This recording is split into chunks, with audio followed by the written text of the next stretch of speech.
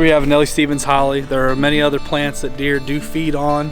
Nellies are one of them. And in the wintertime, that's when you see a lot of your damage from the fall into the winter. Food sources in the woods and things like that go down.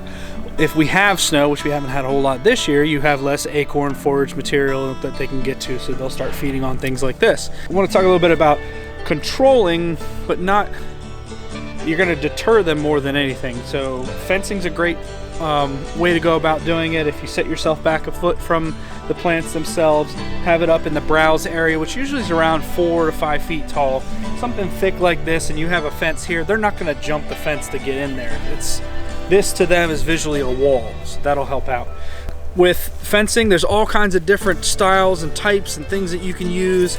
There's little small squares, black squares. Here it's a hard, heavy-duty plastic. It's great for using for deterrents, and the fact that it makes it really hard to see once you back away a little from it, and you can't see it where it is. It's kind of nice. There's all kinds of different styles, different thicknesses, different gauges. There's even metal, which sometimes gets used on the lower section of the fence. What that does is actually help keep some of the rodents from chewing at the bottom and making it so that the deer can lift up from the bottom if they nose in to lift up the plant material, or lift up the fence to get to the plant material. Other things you can do are some deer liquid fence material, liquid style materials like deer deterrents or deer repellents. This is just a quick little example. This is a deer and rabbit spray. There's lots of different styles of these, from organic styles to other products. There's ones that have hot peppers in them, some are hot pepper wax. There's a lot of different things that you can use.